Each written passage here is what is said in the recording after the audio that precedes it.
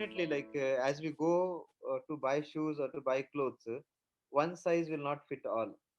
So the diet has to be tailor made. Diksha, there are lots of data on keto diet and paleo diet. Yeah. What is your take on that? Okay. So, doctor, here I would like to say that keto diet something is a reverse of pattern that is already running in our body, right? Our body is like adapted for the source of energy. They always look for glucose, but in keto diet it is completely reversed, and the body is asked to consume energy or get energy through fatty acids, right? So it is a big reversal of thing. Now you are getting the energy from glucose, but now you have to get the energy from fatty acids, right? So the complete diet of the patient is reversed. Right now we have the major portion of carbohydrates in our diet, but in the keto diet we are asked to have lots and lots of fat. The major portion is fat.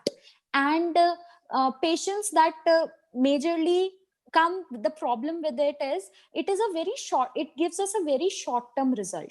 Till the patient follows this diet, they can get a very good result on their weight reduction, they can get a very good result on their blood sugar levels also.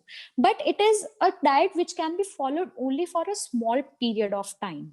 It is not a sustainable diet. You know, eating cheese slices, eating just the meat and chicken, it becomes very difficult for everyone to follow that. And once the patient reverts back to his original diet, they will get much more higher results of sugars, and they will end up gaining double the amount of weight that they have lost. So if and moreover, over the time, due to the shocks that the body has gained, they can also, in the starting of the keto diet, patient gets some dizziness, they get some that is called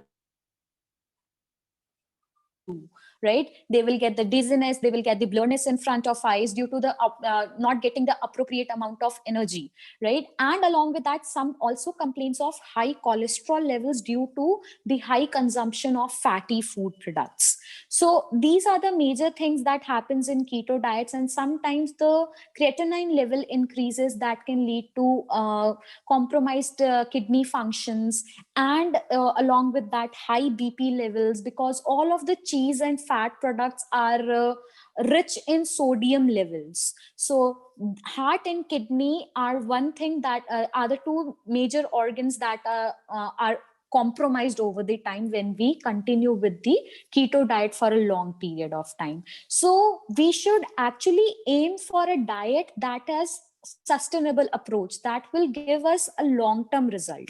Sometimes patients who are on balanced diet, they say that I'm not getting an instant result. But as we always say, that shortcuts are not a long term thing, right? They can help us in getting the result instantly, but they will not stay with us, right?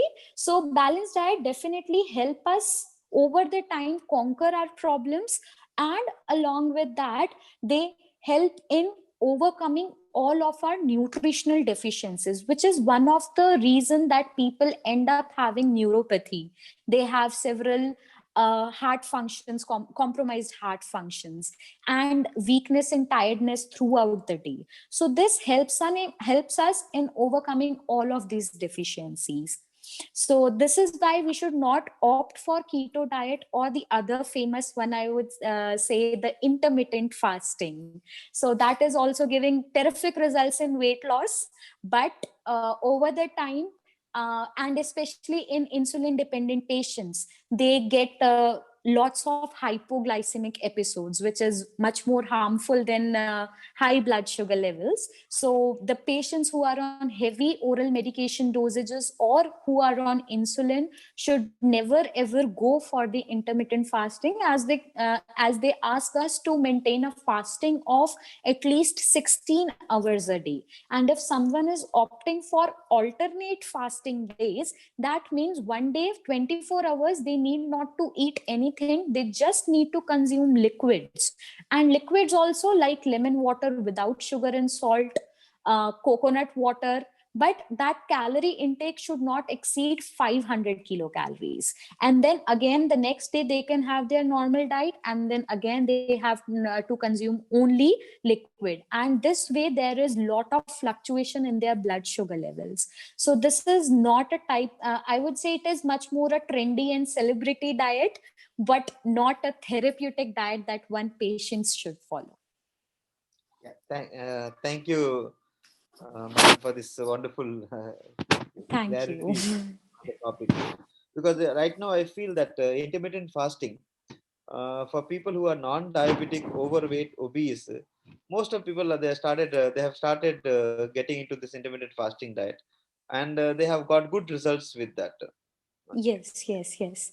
But in this, one thing that I would also mention for those patients also who are overweight or obese, that they might end up having some hormonal changes in their body, because due to the nutritional deficiencies, their estrogen and progesterone levels are majorly disturbed, which can further lead to the more of common problems. The one is the major one, I would say, and everybody is concerned about, is hair fall, the skin health, the sagging of skin, and then losing the luster of their skin, then brittle nails.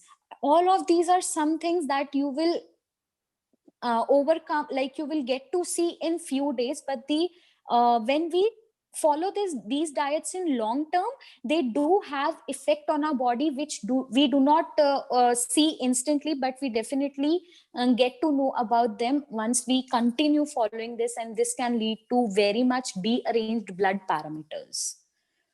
So that is why I would insist everyone to stick to balanced and the regional diets, the traditional diets, that all of the food that we eat in our regions, whether these are the millets or the dosa or idli eaten in our regions. So those are the things that are always going to help us in managing our problems. These burgers, pizzas, and all these new trendy stuffs are not going to help us.